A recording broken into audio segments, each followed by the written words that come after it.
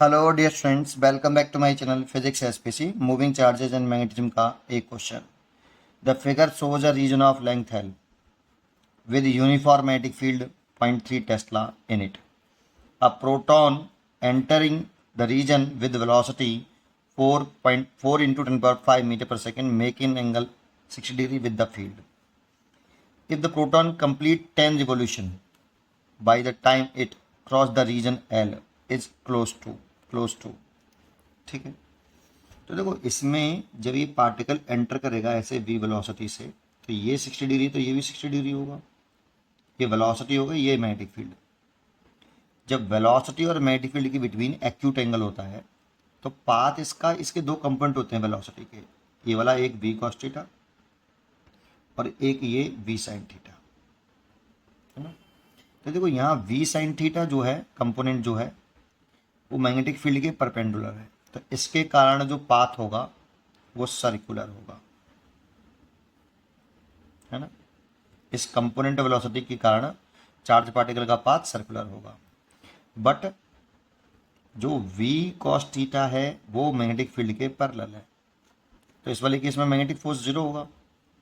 तो इस वाले कंपोनेंट की वजह से पाथ जो होगा वो स्ट्रेट लाइन होगा।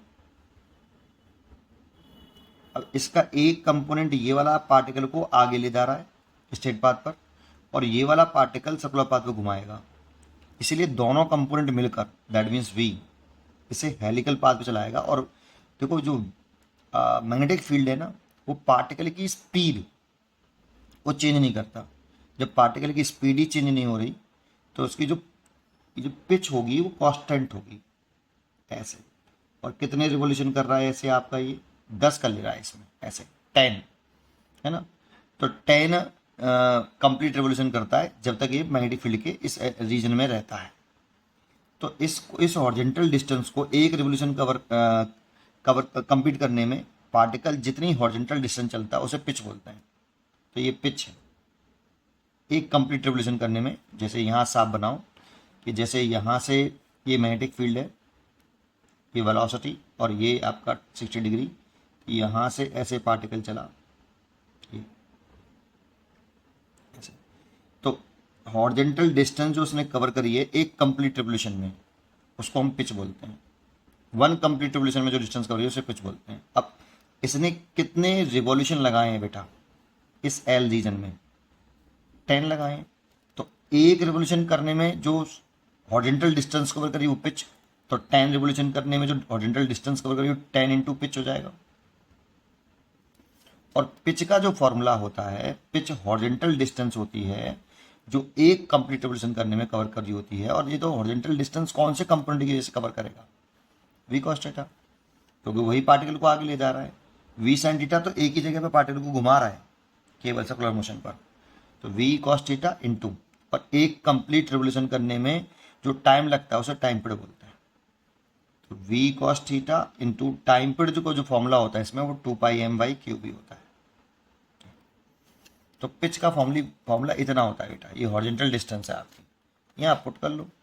तो L बराबर 10 इंटू पिच जो लिखे हैं वो लिखे हैं v cos theta into 2πm/qb। तो हमसे L की वैल्यू पूछ रहा है कि L कितना होगा अप्रोक्सीमेट, है ना। कहाँ है L इज क्लोज टू, तो L की वैल्यू पूछ रहा है। वैल्यू पुट कर दो, सब डाटा हमारे पास है। 10, वेलोसिटी कितनी है 4 इंटू 10⁵, तो 4 into 10⁵। cos 60 degree, cos 60 degree की वैल्यू होती है कितनी 1/2 इंटू 2 3.14। मास ऑफ प्रोटॉन हमें यहाँ पे दे रखा है 1.67 10⁻⁻27 kg, 7 10⁻⁻27 डिवाइड बाई Q 1.6 10⁻⁻19, और magnetic field 0.3 Tesla. Magnetic field रखा है 0.3 टेस्ला, क्योंकि देखो यहाँ पे L की वैल्यू जो पूछ रहा है क्लोज टू कह रहा है, तो अप्रोक्सीमेशन से निकालेंगे बेटा इसको। अब देखो क्या करें अप्रोक्सीमेशन में, ये 1.67 है और ये 1.6 है, इसे 1.6 के बराबर मान लो, 10 से 27 ना, इसको इससे काट दो पूरा, एक मान लो, और इस पॉइंट को उठा लो यहाँ, तो ये 10 हो जाएगा, है ना। और ये देखो ये 3.14 है, तो लगभग इसे भी 3 मान लो, और 3 से ये 3 काट लो, है ना, अप्रोक्सीमेट निकाल लें, और 2 से 2 कैंसिल कर लो। अब चेक करो, यहाँ एक तो बचा ये 4, और कोई वैल्यू तो बची नहीं, सब कैंसिल। पावर में चेक कर लेते हैं, 10 की पावर देखो, ये 10 और ये 5, 6 हो गए, और ये 7 हो गया, तो ये हो गया 7, और ये हो गया माइनस के 27, और ये हो गया प्लस के 90, ऐसे। तो ये हो गया 20, इसमें से सब्ट्रैक्ट करेंगे तो माइनस के 20, और 20 में से 19 घटाएंगे तो 10 की पावर -1, दैट मीन्स 0.4 के करीब आ रहा है इसका आंसर। 0.4 अप्रोक्सीमेट क्लोज निकाला बेटा, 0.4 के आसपास।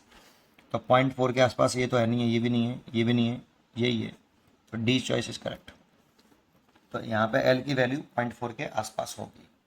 पढ़ते रहिए और खुश रहिए।